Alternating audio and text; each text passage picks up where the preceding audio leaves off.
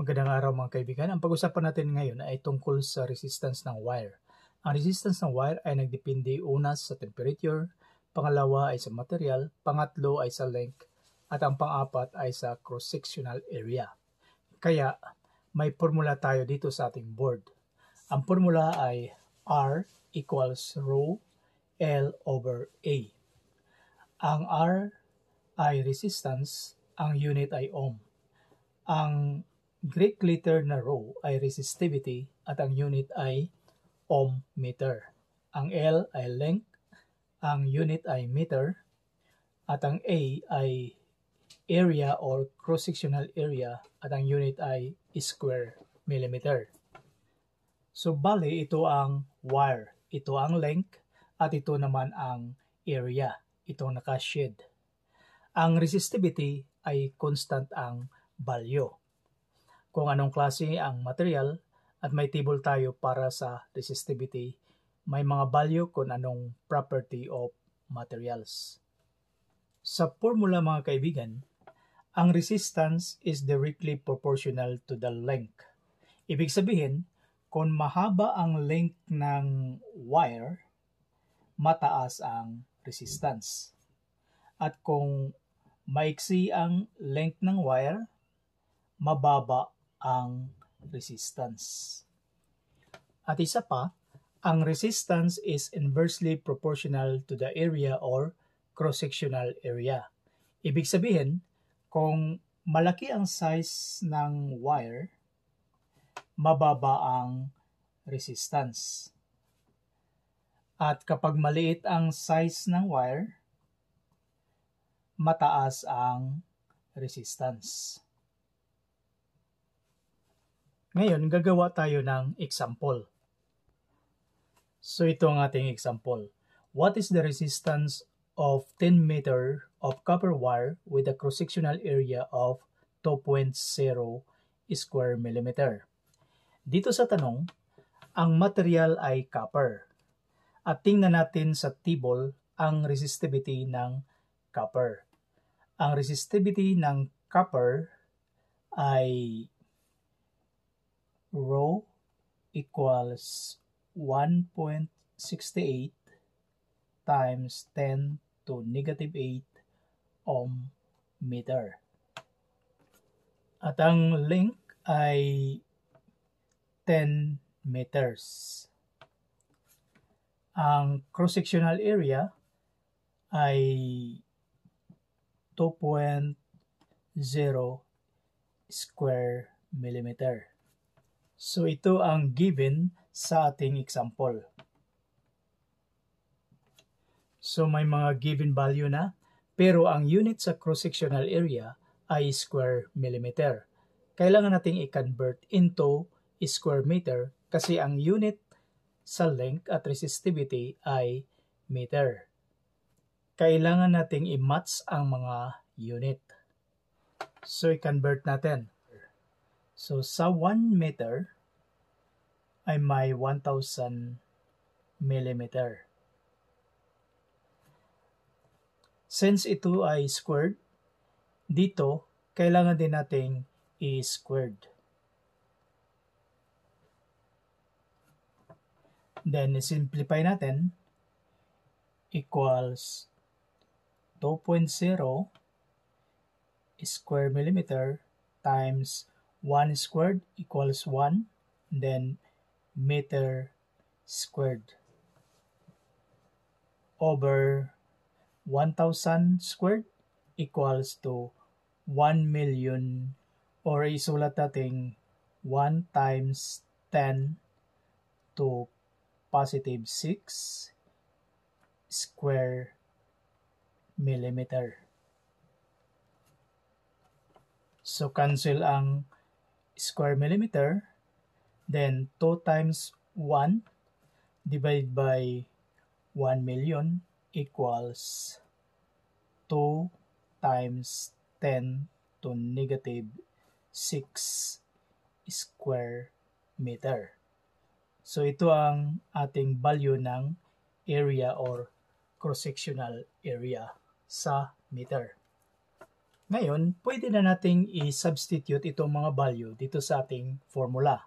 So, R equals value ng ating resistivity is 1.68 times 10 to negative 8 ohm meter. And then times 10 meters divided by 2 times 10 to negative 6 square meter. And then cancel ang unit na meter. Then calculate natin. So i-calculate natin gamit itong ating calculator. So 1.68 raised to negative 8 times 10 divided by 2 raised to negative 6 equals. So ito ang ating answer. So ang resistance is equal to 0.084 ohm or 84 milliohm. Itong calculation natin ay based sa metric unit at pwede rin nating i-calculate based sa imperial unit. At ganito pa rin ang formula. Pero sa North America, ginawa nilang ganito ang formula. R equals KL divide CMA. Ang K ay resistivity at ang unit ay ohm cm per foot. At ang L ay length at ang unit ay feet or foot. Ang CMA, ang CM ay ito ang unit na circular mile at itong A ay ang cross-sectional area. So A at ang unit ay circular miles or cm. Then gamitin natin itong formula dito sa ating example. Ang equivalent ng AWG or American wire gauge dito sa 2.0 square millimeter ay number 14, AWG. At itong 10 meters na length ay i-convert natin sa feet. So times ang 1 meter ay equal to 3.28 feet. So cancel ang unit na meter, then 10 times 3.28 equals 32.8 feet. Then sa resistivity dito sa equation, may table pa rin tayo na pagbasihan. At ito ang table at ang material sa example ay copper. Ang resistivity ng copper ay 10.4 K equals 10.4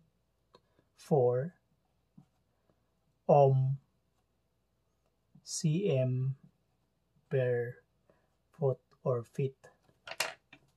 At may table pa rin tayo na pagbasihan para sa circular miles. At ito ang table at tingnan natin ang number 14.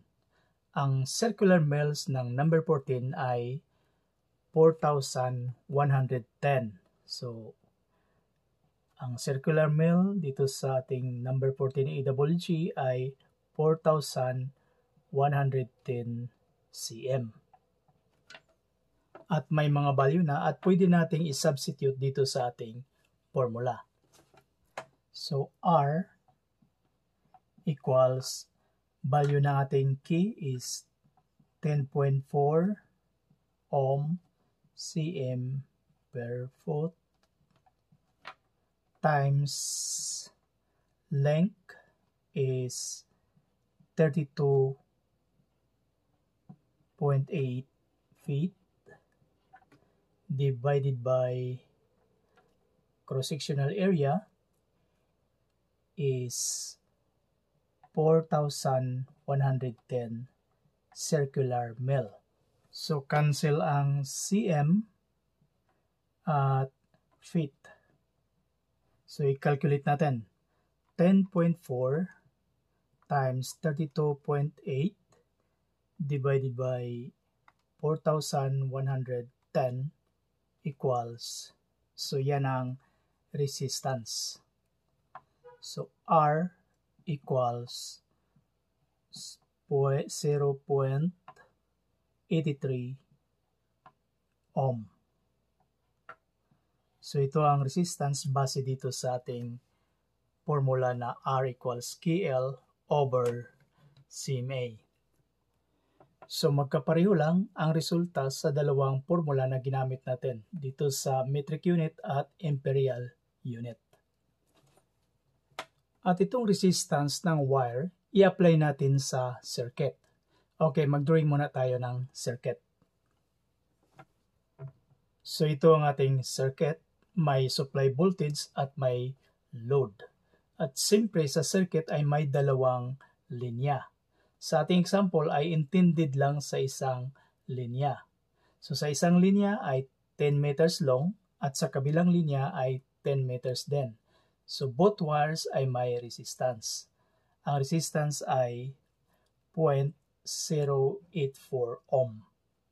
At dito din sa kabila ay 0.084 ohm. Base sa ating calculation.